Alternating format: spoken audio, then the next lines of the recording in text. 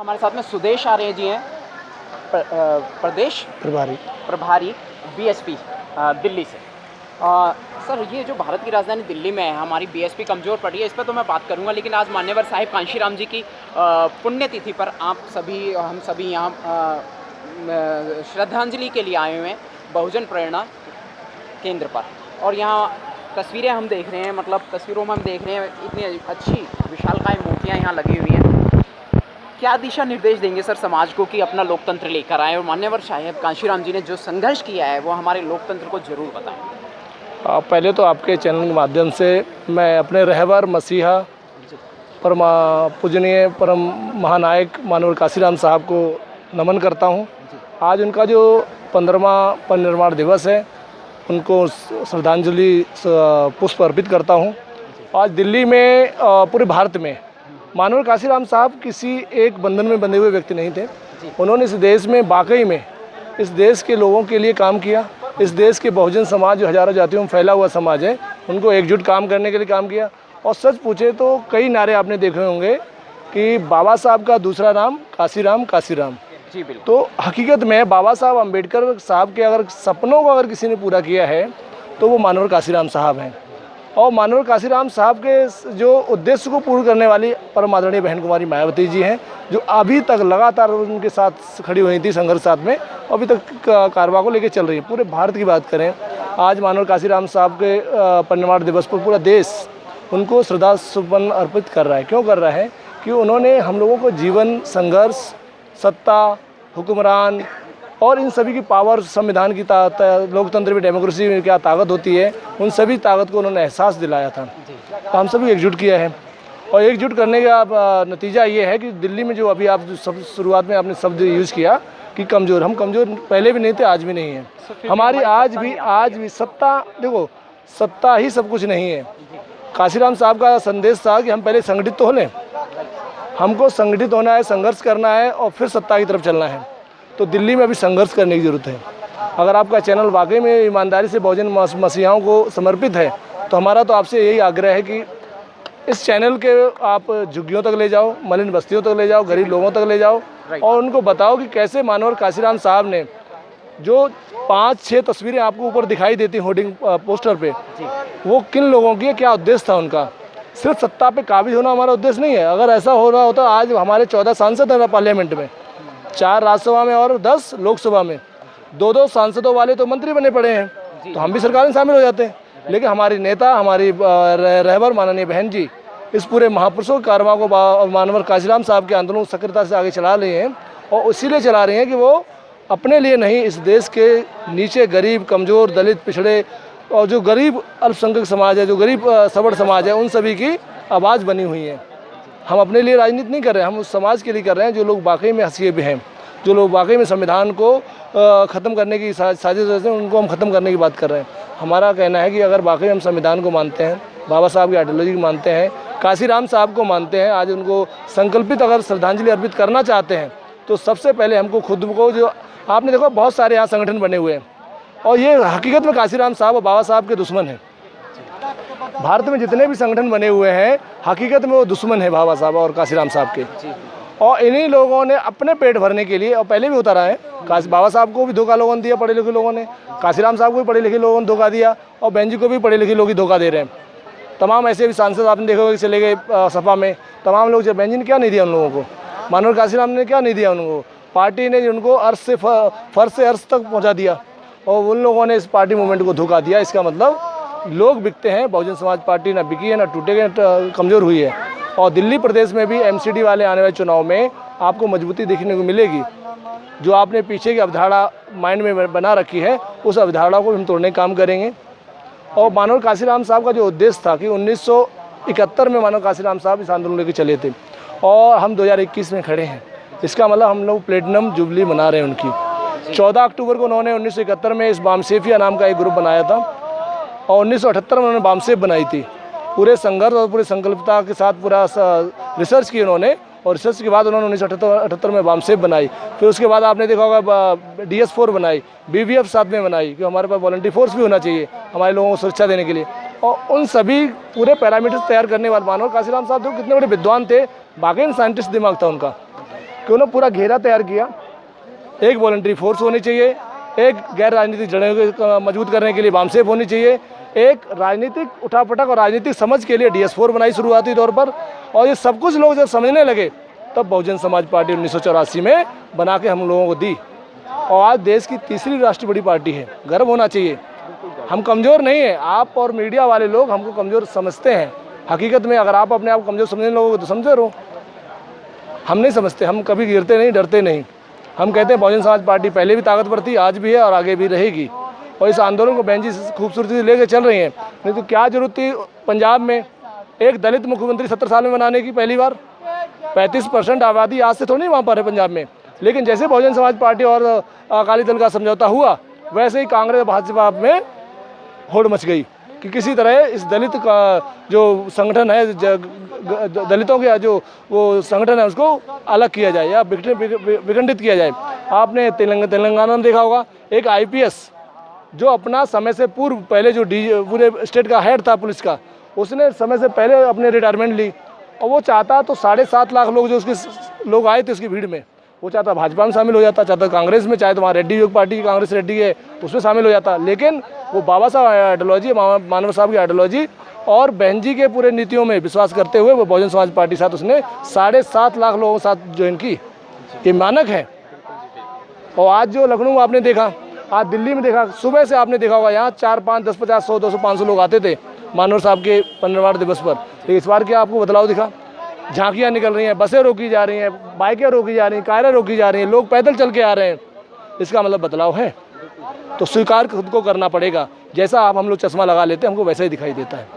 हमको अपने नेता, अपने रहबर, अपने मसीहाओं को ये चश्मा लगाना पड़ेगा, तब उस नज़र से देखेंगे तो दिल्ली में भी बदलाव लगेगा, दिल्ली भी मजबूत लगेगी। और दिल्ली में जो आज खामखा लोग बैठे हुए हैं सत्ता में, लोगों को वोट किसने दिया? आप जैसे भी, हम जैसे भी हुए लोगों ने, हम जैसे जो कमीने लोग हैं उन्होंने बाबा साहब और मानव साहब को धोखा दिया है। तो हम लोगों को ही तो अपनी आत्मा को जगाना पड़ेगा, अपने स्वाभिमान को जिंदा करना पड़ेगा, तब जाके दिल्ली में दोबारा से हरियाली आएगी। 14.5 से हम 28% पे पहुँचेंगे।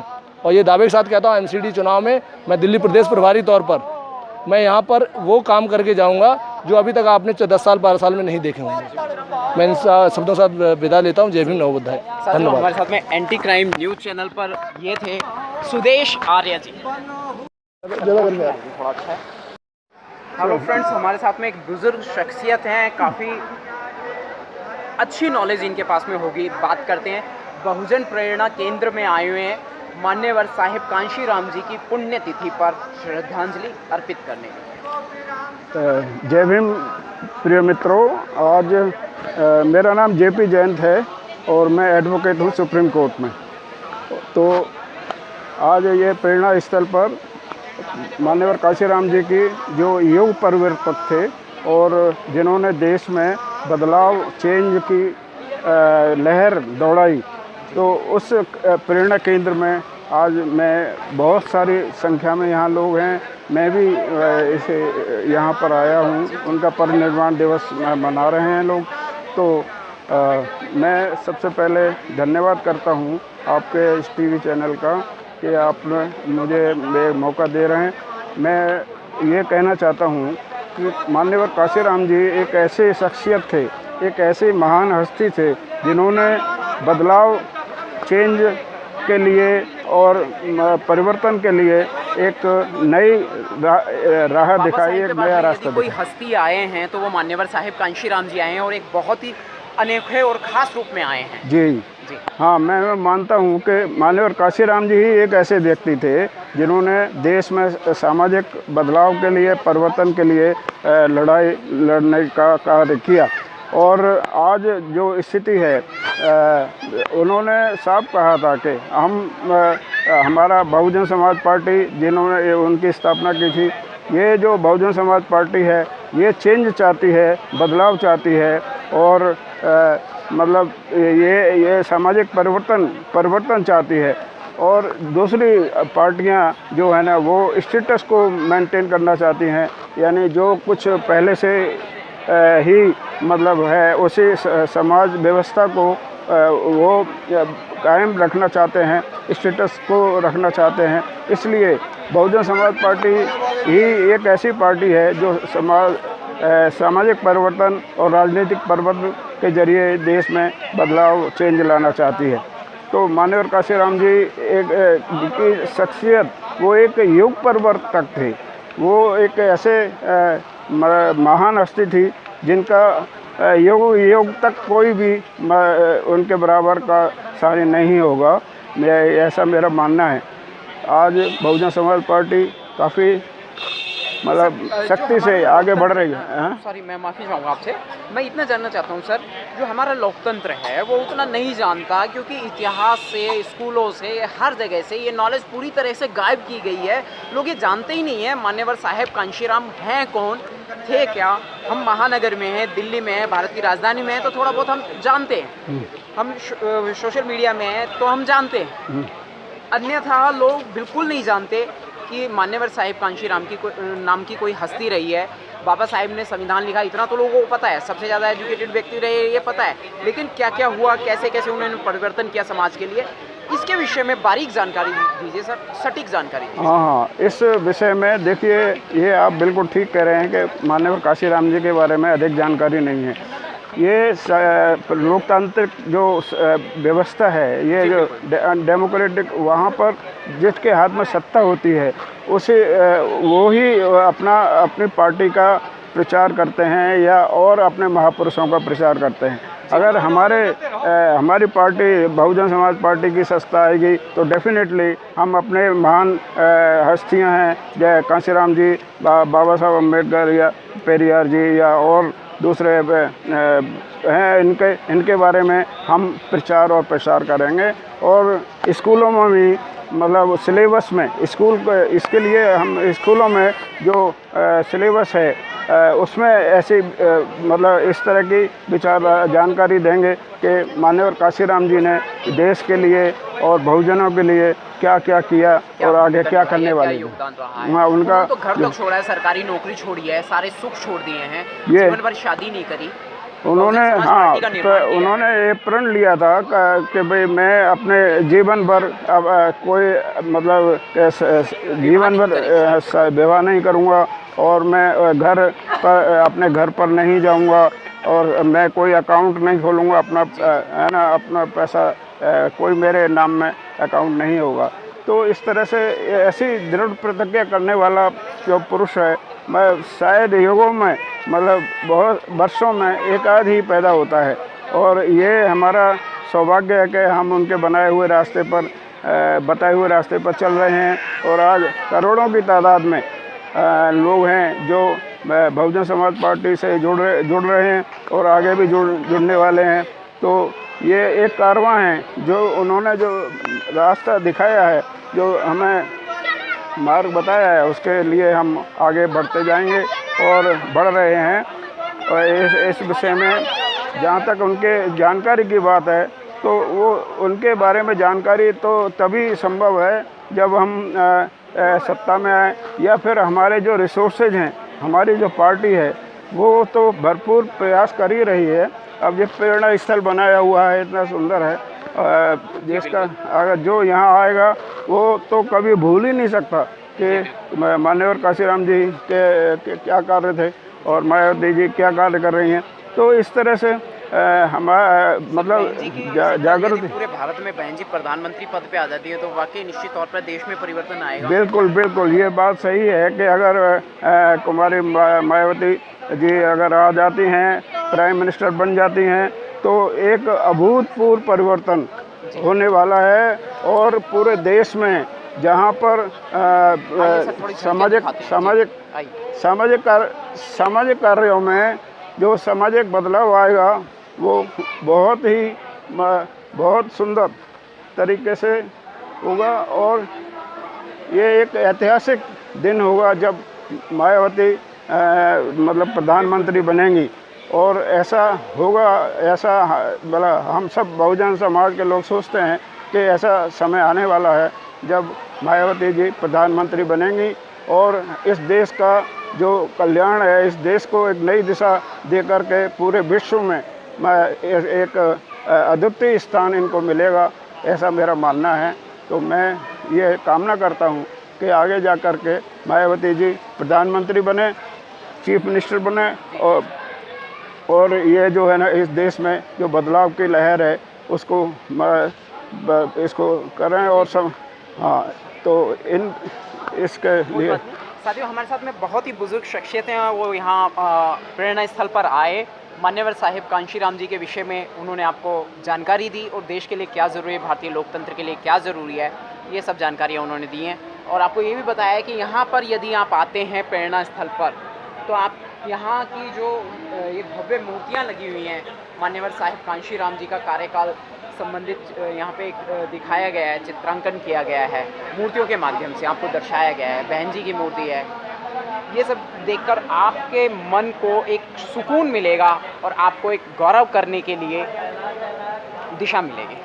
ठीक बात है, ये मैं आपका धन्यवाद करता हूँ कि आपने मुझे समय दिया है। और ये इसके जो हम देख रहे हैं ये यहाँ पर है, इसके अंदर एक और भी हॉल है, प्रेरणा केंद्र लिखा हुआ है उधर, उसके अंदर भी बहुत सारी मूर्तियाँ हैं जो उनके बाबा साहब मायावती जी के जो कार्यकाल हैं चीफ मिनिस्टर के लिए, वहाँ पर बहुत सारी मूर्तियाँ उन्होंने लगाई हुई हैं और बहुत सारे लोग उनसे प्रेरणा लेते हैं। वे वास्तव में सही मायने में ये प्रेरणा केंद्र ही है जो बहुजनों के लिए एक बहुत बड़ी जो है ना सब स्थल है, बहुत बड़ा स्थल है। और इसमें आकर के सभी को अपना आकर के प्रेरणा लेनी चाहिए और समाज के लिए कार्य करना चाहिए। सर एक बार शुभ नाम फिर से बताएंगे? मेरा नाम है JP जयंत, मैं सुप्रीम कोर्ट ऑफ इंडिया में एडवोकेट हूँ, advocate Supreme Court of India, और my name is JP Jayant. ठीक है, शुक्रिया, धन्यवाद। जय भीम, जय भीम, जय भीम।